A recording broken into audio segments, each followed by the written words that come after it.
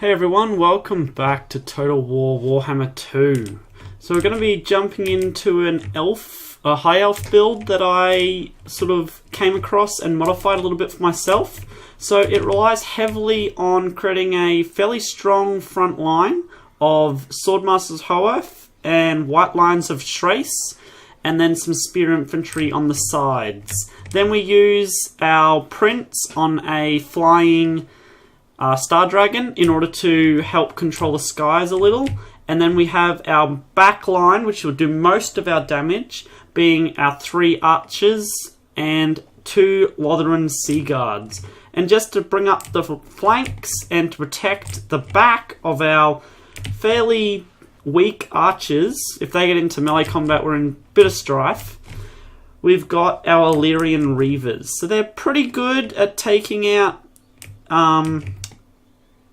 enemy horses. They're a cheaper option, so they're not as good as some other things, but they can be used to fend off any cavalry that may try to come in and flank us. So let's see how this build goes. We'll just send it in a slow motion to show what our enemy has. So our Dark Elf enemy, he's brought a front line of Dread Spears and Harganeth Executioners, and then a back row of Dark Shards with a Death Hag coming in to lead up, to follow up their infantry. So the Death Hag has quite an array of abilities. It has a Frenzy. It's quite good at buffing all units around it as well, and it's very good against all infantry with a fairly high weapon strength and an anti-infantry bonus. I thought he was going to bring Malekith on a dragon, but he did not. I did not realise that this Dreadlord had a crossbow at the beginning, so I probably should have kept my Star Dragon back with my archers, but I made a little error and he ended up chasing him off, but you'll see that. And then right up the back he's got some Witch Elves to do some flanking and attacking with. But over here I did not see these Dark Riders with repeater crossbows. So this is what I was talking about. This is where our Illyrian Reavers will come in very handy. So as you can see, we're trying to fend off his Dreadlord at the start. I did think that I could get a breath attack over here, but it did not go quite to plan. He moved them out of the way, and I did take a little more damage than I was hoping. But we've taken the high ground, and we're just going to rain down fire on top of these guys. I threw down a net of Amentok with my Light Mage, and then I decided that the Death Hag would be an absolute must to take out. So we changed our attack down to take out that Death Hag, and then we end up charging all our guys in to take them on and save our archers. So as you can see over here, I've got my Illyrian Reavers coming over to take out these Dark Riders and to prevent them from getting into my back line. So the engagement has begun, and as you can see, I did miss-micro my prince, and he just ends up chasing this Dreadlord off into the sunset, which is not what I wanted. I should have kept the yeah, here we go, bring him back again, but I should have kept him over with my archers. But as you can see, that Death Hag did get through, but because of the focus fire we end up taking him down quite quickly. I should also have targeted the Dark Shard straight after this with my archers, but I ended up seeing these Illyrian Reavers getting past, these Dark Riders getting past my Illyrian Reavers, and I believe I end up turning them around shortly. Okay, I have changed targets, and I'm now taking out the targets I should be, those Dark Shards? No, that's... yeah, Dark Shards. Okay, Dread Spears and Dark Shards. So we end up taking out that ranged infantry, which is what we should have been doing in the first place. But unfortunately, that Dreadlord is doing absolute work on my prince, because I'm just not able to keep him up with him.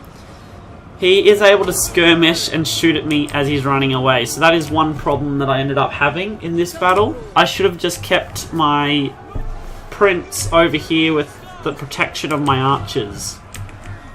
So as you can see, we've chased off his main infantry line. They've broken up, and we end up having to chase a fair few of them around the map to start off with. But we end up having little issue with some dark shards still regrouping up the back here. So my Illyrian Reavers do end up taking out all these Dark Riders, and now I'm charging them in to try and take out some of these Dark Shards. A little bit of mismicro here, all of my infantry grouping up to take on a single Dread Spear, which is not a good idea. I eventually realised this and split some off, but as you can see, this fight is starting to wrap up, and it is basically just clean up now.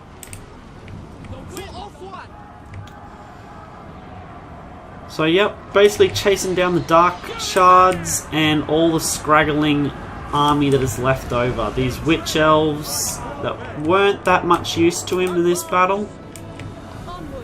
Having a look at this great line of archers and Ulthuan Sea Guard that did absolute work for me in this battle. They were my saving grace, I think, taking out that Death Hag in record rate. Some Dread Spears coming back in from the right, but I see them and break off to the left in order to get away from those. Unfortunately, this Dreadlord did end up chasing away my prince. That was one thing I could have done a little better here. Kept him away from that Dreadlord with the crossbow. As you can see here though, we've changed our focus of fire. I kind of need to net him down though for that to be effective, because unfortunately he is quite adept at getting away from arrow fire. Let's take a closer look as he comes flying in to take on my Ulthuan, my Swordmasters of Hoeth. Considering he's only got one crossbow, he does do quite a significant amount of damage. Does he have armor piercing? It is. That's why. Okay, that's why he was able to take out my my Star Dragon Prince so quickly. The armor piercing ranged attacks. Okay. So as you can see here, the Dark Elves are regrouping on the top of the hill. So I decided to regroup a little bit on my side of the hill, and then we're going to end up charging in. My Lord is taken out by a missile shot from the Dreadlord, unfortunately. Magic missile takes him down, so now we have no Lord, but we do have a significant army left over. So this should be quite an easy win for us. I'm kind of hoping they're going to attack us, but that's not going to happen, I realise, because we got such a large army. So I end up taking out these Witch Elves, finishing them off once and for all. They're shattered, they're going to break off the battlefield, and now my aim is to get rid of this Dreadlord. So let's speed this up, see what happens. I think I get a net of Amontok on him, eventually. Yeah, there we go, net of Amontok has gone down. And we get a little bit of damage in. There we go. But not quite as much as I was hoping for. So I charge my men up the hill, and then all of his leadership shatters. So that was the end of that battle. So this is quite a good army. I think it's fairly all-rounded. Well-rounded. I've had quite a bit of success against the Dark Elves. It probably does struggle a little bit against Lizardmen because of the fact that they have so many large units, and this does not have a lot of anti-large. That is one thing you need to be careful of. A lot of large units being brought into this battle. But as you can see, my archers did quite a bit of work. Well, maybe not as much as I thought they did. But they each did a little bit themselves. So not too bad.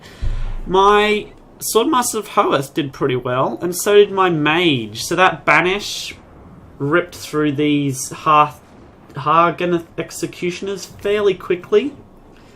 So I hope you've enjoyed this replay, and I'll catch you all next time. Bye.